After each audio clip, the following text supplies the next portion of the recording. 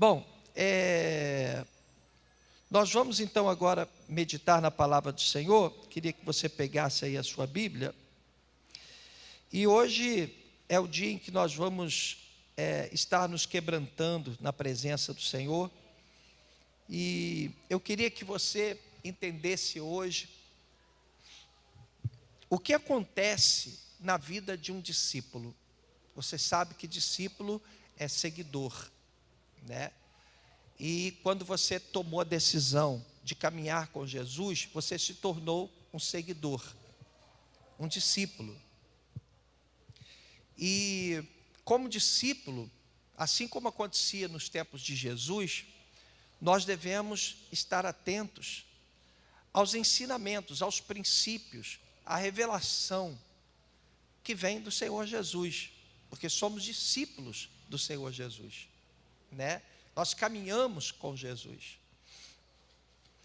E esse nosso caminhar com Cristo, essa nossa jornada com Cristo, ela obedece a um critério. Normalmente, ela se distingue em 3 fases. A nossa jornada com Jesus, ela se distingue em 3 fases distintas, né? 3 fases diferentes. E é sobre isso que a gente vai falar hoje. Queria que colocasse aqui o tema, por favor, tá? Amém. Nós vamos ler o que está escrito em João, capítulo 3, do versículo 5 ao 7. Pega a sua Bíblia, então, para a gente começar a meditar na palavra. Hoje a gente vai mexer muito na palavra. Evangelho de João, capítulo 3, versículos 5 ao 7. Nós vamos ler o que está escrito aqui.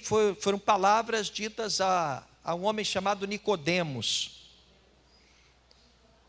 Respondeu Jesus: digo a verdade, ninguém pode entrar no reino de Deus. Ninguém pode entrar onde? Ninguém pode entrar no reino de Deus se não nascer da água e do Espírito. O que nasce da carne mas o que nasce do Espírito é. Não se surpreenda pelo fato de eu ter dito: é necessário que vocês nasçam de novo. Um pouquinho antes, no versículo 3, João capítulo 3, verso 3, o Senhor Jesus disse: em resposta, Jesus declarou: digo a verdade, ninguém pode ver o quê? O reino de Deus, senão. Então, para se ver o reino de Deus, o que tem que acontecer? Nós temos que nascer de novo. O que é nascer de novo? Nascer de novo é se tornar uma nova criatura. Uma pessoa, por exemplo, que tem uma vida completamente errada na presença de Deus, diante de Deus, que faz tudo errado, que não quer saber de Jesus, quando ela se converte, ela não é um viciado transformado. Ela não é um pervertido transformado. Ela é uma outra criatura. Ela nasce de novo. Ela, diante de Deus, é uma outra criatura, diferente, distinta. Não é um pecador transformado. Ele nasce de novo. E isso sugere que ela recomece toda a sua história. Se ela foi zerada, se ela nasceu de novo, então ela voltou a ser criança, no sentido de entender, de conhecimento, de princípios, de valores, e até espiritualmente falando, perante o Senhor, ela nasceu de novo, ela se tornou uma nova criatura. E isso acontece quando uma pessoa se converte, quando ela toma a feliz e inteligente decisão de viver para Jesus, de caminhar com Jesus. A partir do momento que você tomou essa decisão, você se tornou uma nova criatura. Por isso que a Bíblia diz que não importa mais o teu passado. Não importa se no passado você foi traficante, se no passado você foi estuprador, se você foi assaltante, se você matou. Às vezes as pessoas não entendem isso. Ah, mas fulano fez, aconteceu, fez tanta burrada aí, tantas coisas horrorosas, agora está na igreja? Sim, porque a velha criatura morreu. E aquela pessoa nasceu de novo. E ela começa tudo de novo. Por isso que é importante as pessoas entenderem o novo nascimento. Porque não adianta você pegar uma coisa que é torta e tentar ficar mudando. Não. Nasceu de novo? Morreu. A velha criatura morreu. O que você era antes, morreu. Agora você é uma nova criatura. E Jesus disse, se não nascer de novo, não pode entrar no reino de Deus. Né? Não pode, não tem como entrar no reino de Deus se não nascer de novo. Muitas vezes as pessoas vêm para a igreja, elas têm assim uma experiência com Jesus, mas acabam não passando por esse processo de renascimento. E isso é horrível, porque ela fica estagnada, ela fica parada, porque se ela não nasceu de novo, ela pode até ter simpatia por Jesus, simpatia pela igreja, gostar da igreja, gostar dos louvores, pode se sentir menos pecadora. O fato dela vir à igreja pode fazer com que ela se sinta melhor, mas ela não teve um novo nascimento, então ela não vai viver mudanças. Ela vai estar, atrelada à sua vida pregressa, à sua vida passada, porque ela não nasceu, ela não rompeu o laço com a sua velha criatura. Então, isso sugere que a pessoa, ela tem que mudar, ela zerou. O que eu fui quando eu estava distante do meu Senhor Jesus, não importa mais. Se eu dava tiro na praça, se eu fazia minhas peraltices, dava cavalo de pau de madrugada na rua e tal. Passou, tudo passou. Isso não importa mais. Isso caiu no mar do esquecimento. Eu me tornei uma nova criatura, não perfeita, porque ninguém será perfeito, mas eu me tornei uma nova criatura. E se eu me tornei uma nova criatura, então se presume que eu preciso reaprender. Todos os valores que eu tinha antes já não são mais aplicados na minha vida nova. Se antes eu achava, não, eu acho isso, eu penso assim, agora eu tenho que rever isso, porque eu tenho que começar do zero. Eu sou uma nova criatura, eu sou uma esponja pronta para assim embebedar com novos conhecimentos, como uma criança, né?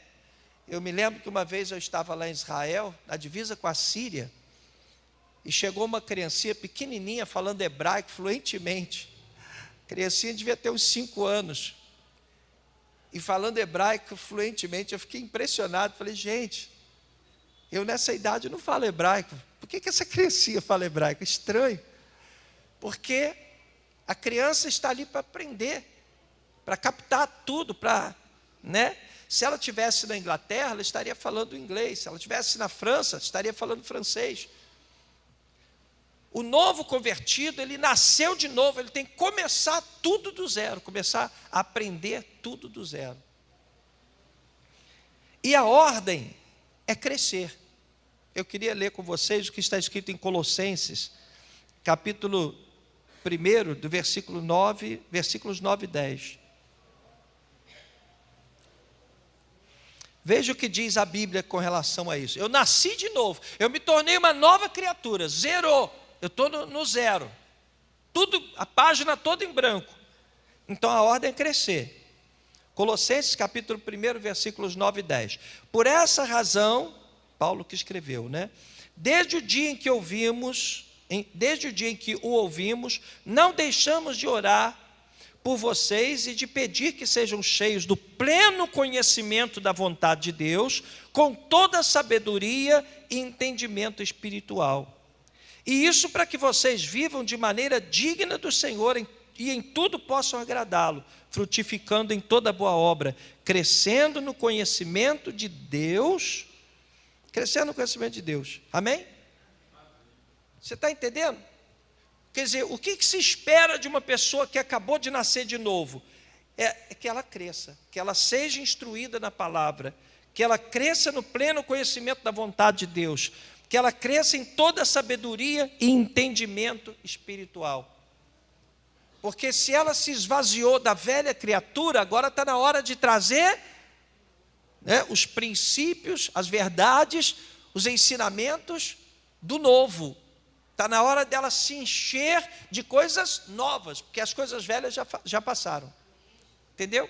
E aí o que se espera dessa pessoa é que ela cresça. Quando ela se converte, nasceu de novo, ela tem que começar um processo de crescimento na presença do Senhor. E aí nós identificamos 3 fases importantes, e é sobre essas 3 fases que nós vamos falar agora. Qual é a primeira fase?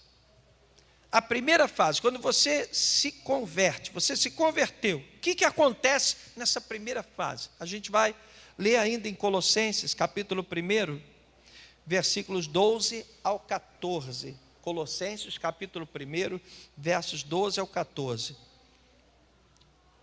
O que Paulo escreveu à igreja que estava em Colossos?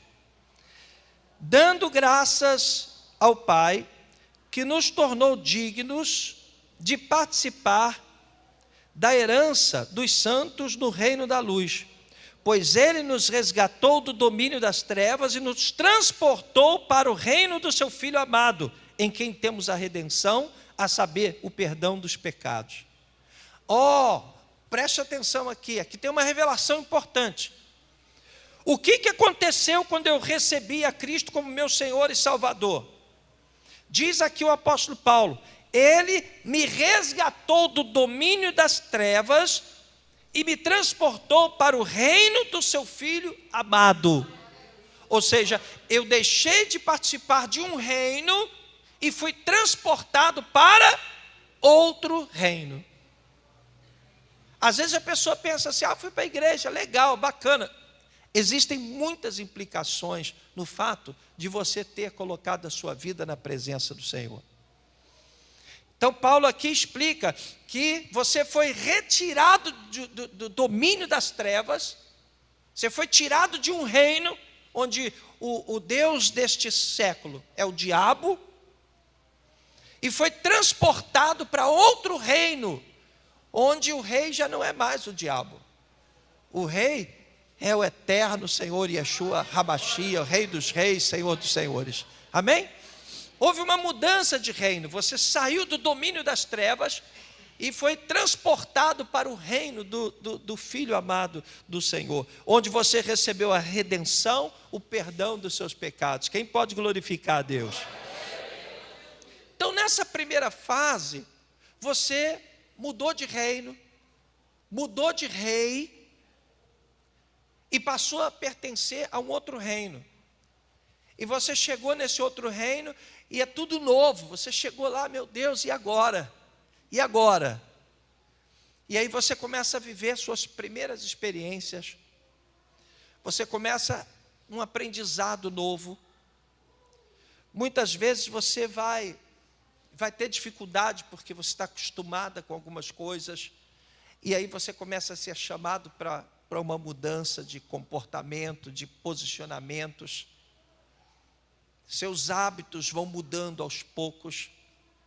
É a primeira fase, é aquela fase da infância espiritual. E uma coisa que se destaca nessa fase é que é uma fase que a gente quer receber. Normalmente a criança aprende logo a dizer assim: dá, né? Porque é uma fase em que a criança, ela quer receber. Ela quer que alguém dê água para ela, quando ela tem sede, ela quer comer, então ela fala, né, dá. Ela quer receber. E aí a gente entende por que nessa primeira fase, o Senhor Jesus, quando esteve aqui, cumprindo seu ministério terreno, prometeu tantas bênçãos. O Senhor Jesus, ele prometia cura, milagre. As multidões vinham, porque as multidões queriam receber. era um primeiro momento, era um primeiro contato. E nesse primeiro contato existe essa característica, a gente quer receber, a gente quer que Deus faça tudo por nós, a gente quer que Deus resolva todos os nossos problemas, os nossos pepinos, né? A gente quer que Deus venha e entre com providência e faça, e a gente vive em função disso, a gente quer receber.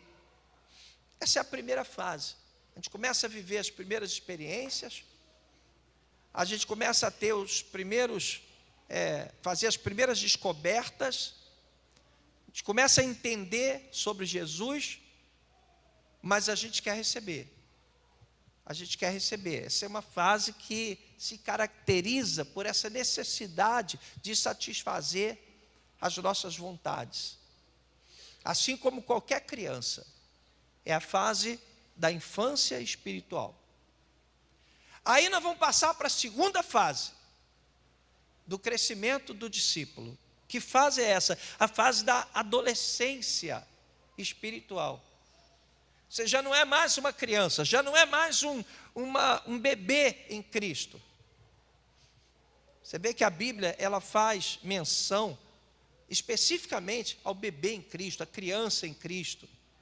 Ela fala sobre, ela repreende aqueles que não conseguem crescer. Apóstolo Paulo disse, vocês já deviam estar ensinando, estão aí ainda, tomando leitinho ainda, quer dizer, estão na fase de criança, ainda não cresceram. A segunda fase é a fase da adolescência espiritual. É uma fase um pouco mais profunda. Nessa fase você começa a se sentir mais comprometido com o reino, com as coisas de Deus. O Espírito Santo já começa a te revelar coisas um pouco mais profundas. Você já começa a se alimentar com um alimento um pouco mais sólido. Nessa fase você começa a se desapegar do mundo, do pecado. Porque na primeira fase da infância, você ainda está muito ali apegado à emoção, tal. Mas você cresceu um pouquinho, você, eu tenho que mudar minha vida, eu quero ter mais intimidade com Deus, eu quero crescer. E aí você começa a entender que realmente nasceu de novo. Começa a digerir melhor isso. Eu vou ler o que está escrito em 2 Coríntios, capítulo 5, verso 17. 2 Coríntios, capítulo 5, verso 17. Diz assim: portanto, se alguém está em Cristo, é o quê? Nova criação. As coisas antigas já passaram, e eis que surgiram coisas novas. É importante você entender o que a Bíblia está nos revelando. Você não é a continuidade daquilo que você foi no passado. Houve uma interrupção.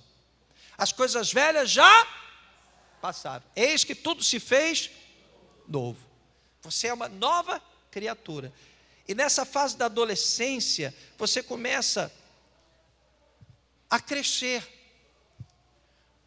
É quando ocorre uma mudança mais drástica no aspecto comportamental.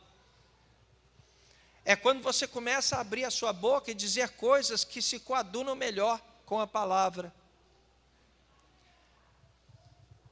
É quando você começa a abrir mão dos seus próprios conceitos, dos seus próprios valores, para focar mais nos valores e nos conceitos do próprio Jesus.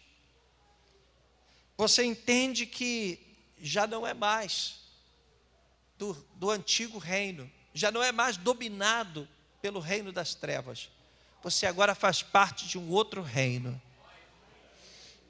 Vamos ler o que está escrito em Efésios capítulo 4, versículos 22 ao 24. Pega a sua Bíblia, vamos ler. Efésios capítulo 4, versículos 22 a 24. Diz assim: quanto à antiga maneira de viver, quer dizer, quando vocês eram outra criatura, a velha criatura, você vê que mudou. Quanto à antiga maneira de viver, vocês foram ensinados a despir-se do velho homem, que se corrompe por desejos enganosos, a serem renovados no modo de pensar. Ou seja, a pessoa passa a pensar de forma diferente e a revestir-se do novo homem, criado para ser semelhante a Deus em justiça e em santidade provenientes da verdade. Quer dizer, nessa fase da adolescência espiritual, você já começa a sentir necessidade de se despir do velho homem, definitivamente, abandonar a velha criatura. Você entende que faz parte de um outro reino. Isso começa a ficar mais consolidado no seu coração, na sua mente. E aqui diz assim, olha, a serem renovados no modo de pensar, ou seja, a maneira de você pensar começa a mudar. Você começa a ver se materializar em você o caráter de Cristo. As coisas começam a ficar diferentes. Entenda que isso é um processo. Você começou como um bebê em Cristo. É a primeira fase do desenvolvimento do discípulo. Você era uma criança. Você estava encantado com as experiências que você tinha com Jesus, mas ainda muito apegado ao mundo, apegado a determinadas coisas, a valores, a conceitos, preconceitos. Na fase da adolescência, que é a segunda fase do crescimento, do desenvolvimento do discípulo, você já começa a se desprender dessas coisas, a coisa começa a ficar mais séria.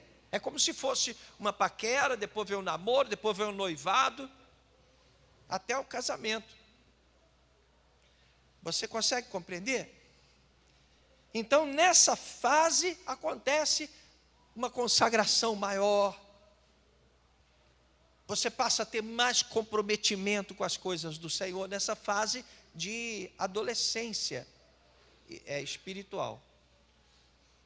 E aí vem, inevitavelmente, a terceira fase desse desenvolvimento, que é a fase da maturidade espiritual. Entenda, todo mundo que é convertido, todo mundo que é chamado pelo Senhor, e eu tenho uma visão bem calvinista nesse sentido, porque existem duas maneiras de pensar com relação à decisão por Cristo. A gente já falou sobre isso aqui. A arminiana, de Armínio, que diz o seguinte: uma pessoa que crê no Senhor Jesus, que recebe o Senhor Jesus, foi ela que decidiu, ela que resolveu seguir a Cristo. E na visão de João Calvino, essa decisão não cabe à pessoa, mas é Deus que escolhe a quem Ele quer. Deus olha, está todo mundo perdido, Ele diz: não, esse aqui eu quero, esse aqui eu quero. E Ele toca no coração daquela pessoa e traz. A nossa igreja não se intitula nem arminiana e nem calvinista. Aliás, isso é uma tese que eu trouxe para o mundo evangélico, que hoje já é aceita, inclusive, em diversos seminários. Porque ninguém falava sobre isso. Quando eu fiz meus primeiros seminários lá atrás, ou a igreja era calvinista, ou era arminiana. Ou acreditava numa coisa, ou acreditava na outra. E quando eu comecei a ler a Bíblia, me lembro que me deu até dor de cabeça, porque eu ficava pensando nisso o dia inteiro. Falei: Senhor, o que nós somos? Arminianos ou calvinistas? Me lembro que eu chamava a Bispo Iraci: vamos estudar, e comecei a fazer estudos profundos para entender melhor isso. Porque tinha fundamento na Bíblia, tanto para a visão arminiana, como para a visão calvinista. E eu pensava: peraí, não pode ter dois pesos, duas medidas. A Bíblia é ou não é? É isso ou é aquilo? O que eu vou ensinar para a igreja? Aí Deus me trouxe uma grande revelação, que hoje, repito, já é aceita em diversos seminários. Nós somos soberanistas. Qual é a visão soberanista? A visão soberanista é o seguinte: estou abrindo esse parênteses aqui para aproveitar para ensinar para vocês. A visão soberanista é o seguinte: nós entendemos que o plano que Deus estabeleceu para salvar o homem pecador é universal. e está à disposição de qualquer um que crê. Visão arminiana. Todo que crê será salvo. Visão arminiana. Mas nós temos também fé, e cremos também, que muitas vezes Deus fala isso nitidamente na Bíblia, que existem os escolhidos, que Deus vai lá e escolhe a quem Ele quer. Paulo foi um. Paulo não queria aceitar Jesus. Paulo odiava Jesus, ele odiava os crentes. Paulo perseguia os cristãos. Ele estava indo na estrada de Damasco, lá para prender os cristãos, para lançar os cristãos na cadeia, para bater nos cristãos. Ele consentiu na morte de Estevão, que foi apedrejado na frente dele até a morte. E foi apedrejado porque ele autorizou, ele ficou lá olhando, tipo assim, pode matar. Você consegue entender? Mas ele estava indo lá para a estrada de Damasco, estava indo para lá para prender os cristãos, e Jesus apareceu para ele, caiu com o rosto em terra, ficou cego, e Jesus mandou ele lá para a estrada, lá para a rua, esqueci o nome da rua agora, também não importa, né? Mandou ele para lá, para ele falar lá com Ananias, e Ananias, que não era nada, botou a mão lá sobre ele, orou, caiu as escamas dos olhos dele. Jesus disse, olha, você tem que ouvir o que esse cara vai dizer. Paulo, que era o cara, na época se chamava Saulo, ele era o cara que tinha todo o poder, toda a autoridade. Jesus disse, agora você vai ouvir o que esse cara aí que ninguém conhece vai te dizer. Ele vai te dizer o que você tem que fazer. Ou seja, a velha criatura, Saulo morreu, agora era Paulo. Vamos aprender tudo do zero. Deu para você entender? Então, o que acontece nessa terceira fase da maturidade espiritual? Quando você cresce, eu creio que foi Deus que te colocou aqui. Eu creio que Deus é que escolheu você. Eu creio que eu sou escolhido. Eu me lembro que uma vez eu cismei que eu ia fumar. Eu comprei um maço de cigarro Beverly, também escolhi mal pra caramba, né? Quem fuma aí sabe. O pior cigarro que existe, não tinha nem filtro. Eu falei, vou ver como é que é esse trem aí, vou fumar esse trem para ver se eu gosto disso, porque na minha época, quem não fumava, era a pessoa mais fora do contexto, fora da caixinha, todo mundo fumava na minha época. Eu me lembro que meus colegas iam para o banheiro da escola, fumavam, ficava assim olhando para ver se vinha a inspetora, né? Aquilo era o charme, era uma coisa que todo mundo, tinha aquelas propagandas do Marlboro, né? De cavalo, aquela coisa assim, né? Aquele apelo na televisão. E eu tentei fumar de todo jeito. Gente, mas que troço mais sem graça.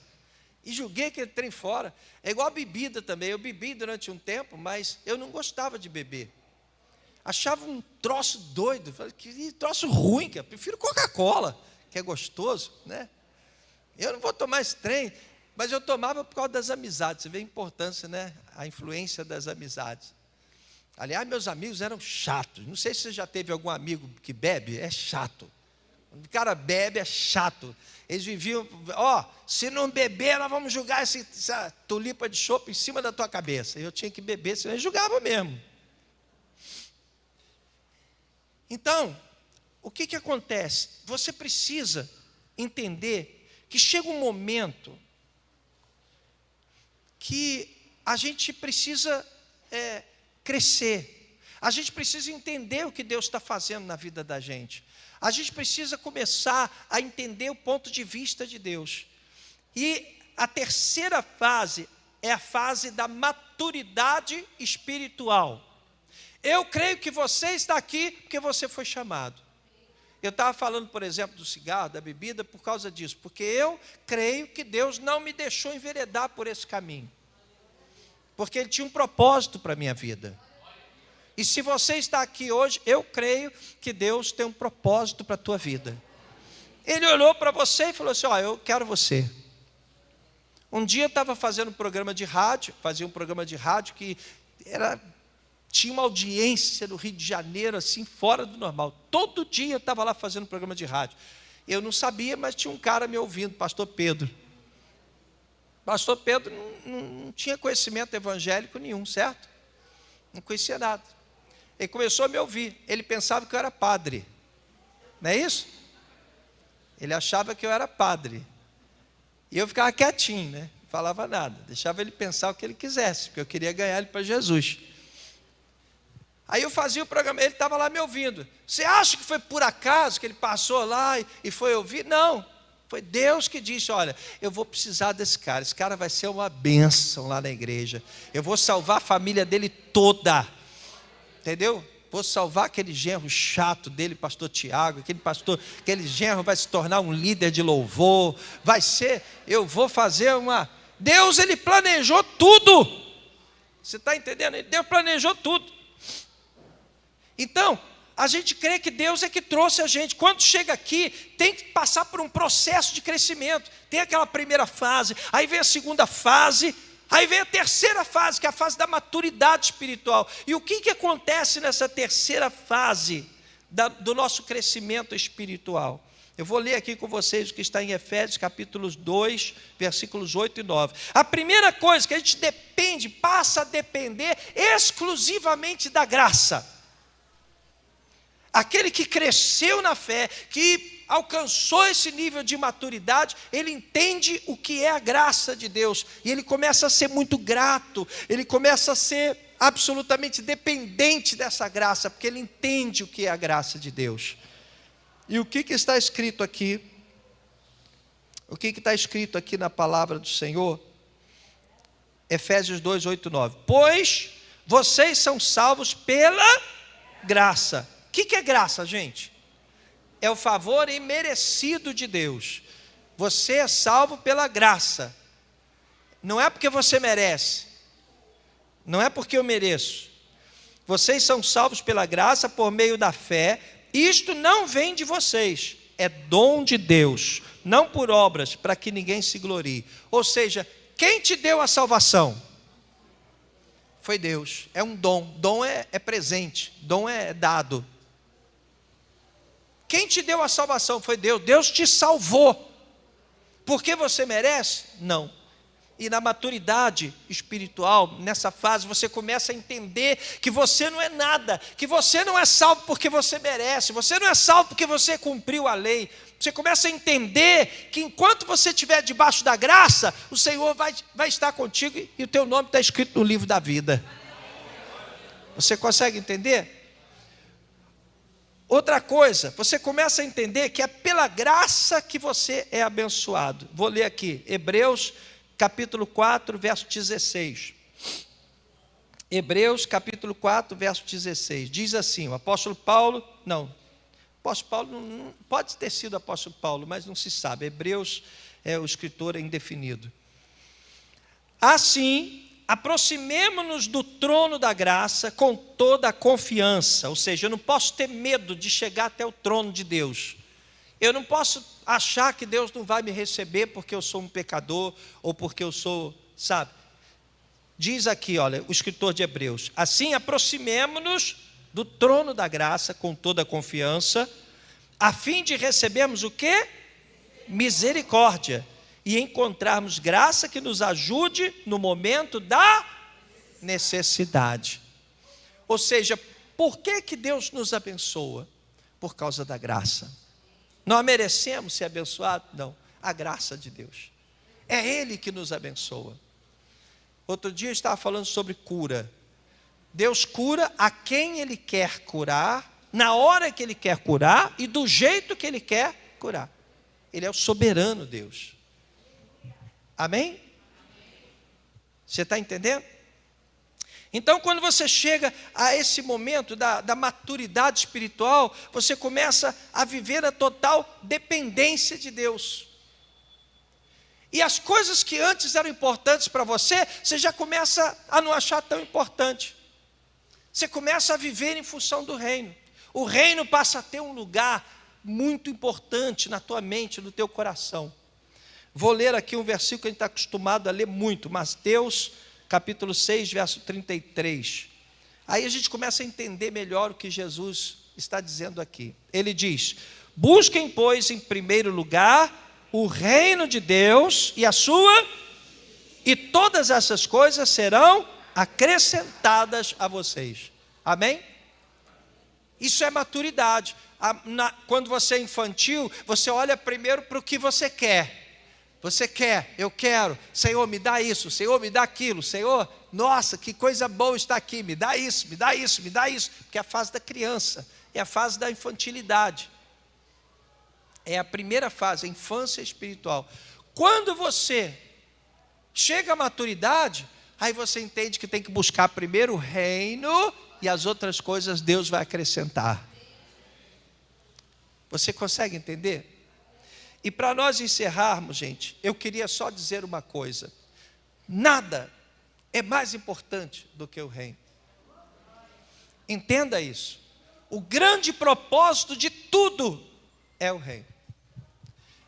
Entenda que quando Deus criou Adão e Eva, Deus criou Adão e Eva para dominar todas as coisas.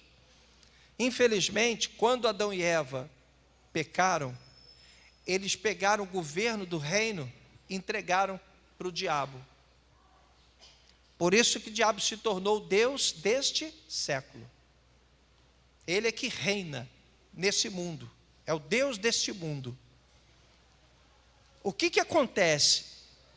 Quando o Senhor Jesus veio, Ele veio para estabelecer o reino de Deus, para restaurar o reino de Deus. Quando você chega a uma maturidade, você cresceu, aí você começa a entender a relevância do reino.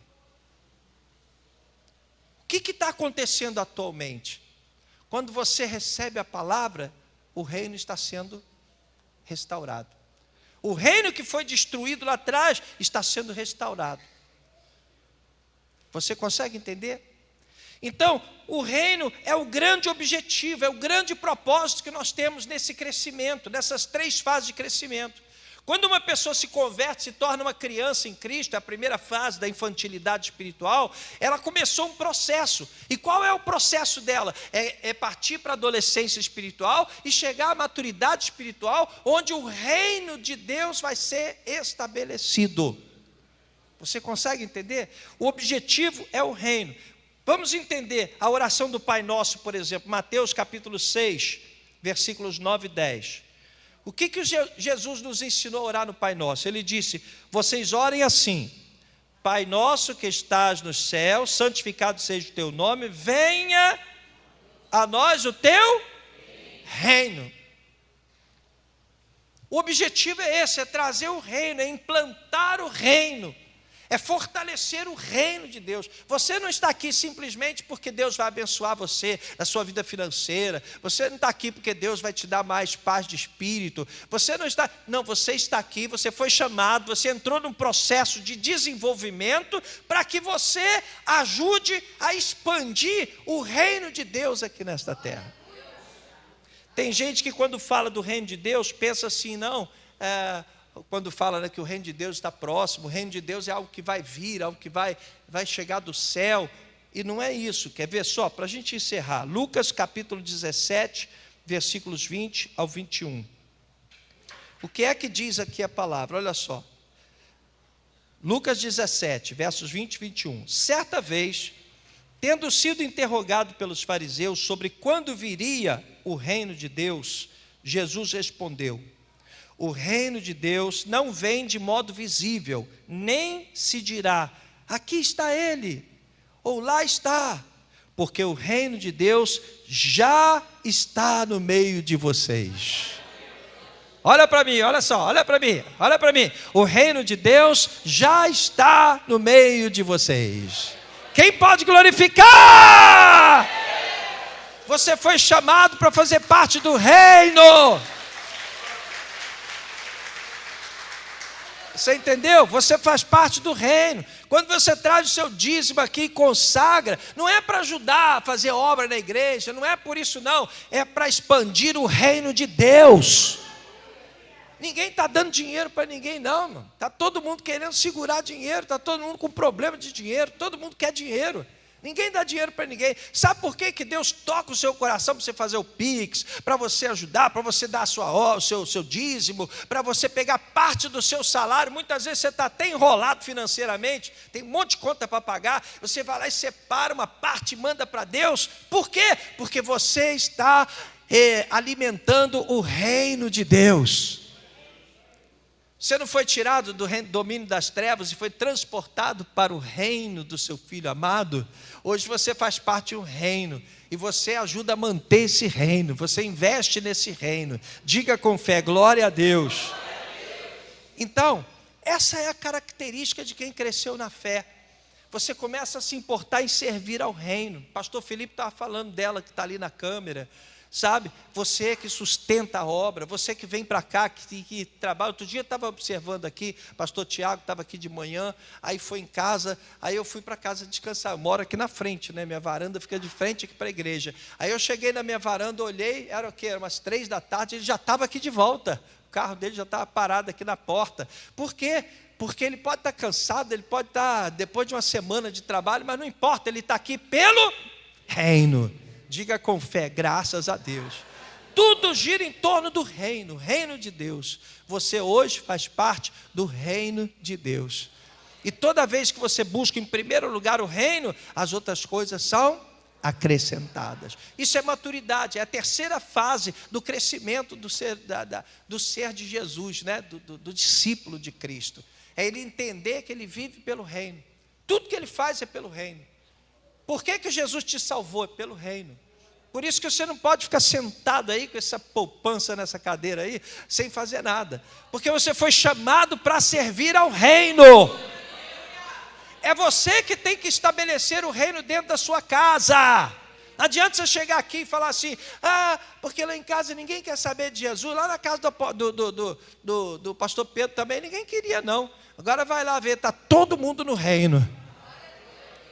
É orar, é buscar, é clamar. Enquanto você não botar toda a sua família no reino, você está em dívida. Você foi chamado para ser o profeta, o sacerdote da tua casa. Você foi chamado para expandir o reino dentro da sua casa. Se no teu trabalho ninguém vê você como um cristão, está errado. Se no teu trabalho você não é visto como uma pessoa de Deus, uma pessoa evangélica, está errado. Se você, perante as pessoas que você conhece, abre a boca para verbalizar algo que fere a fé cristã, está errado. Você foi chamado para ser de um novo reino, você foi tirado do domínio das trevas, onde as pessoas odiavam, onde as pessoas, sabe, uma série de coisas. Você foi chamado para trazer luz, você foi chamado para o reino de Jesus. Recebe essa palavra em nome do Senhor Jesus. Se me deixar falar sobre isso, eu falo o dia inteiro, eu gosto. É bom demais. Que essa palavra possa servir para você buscar o Senhor e fortalecer o reino na sua vida. Vamos ficar de pé em nome do Senhor Jesus, vamos.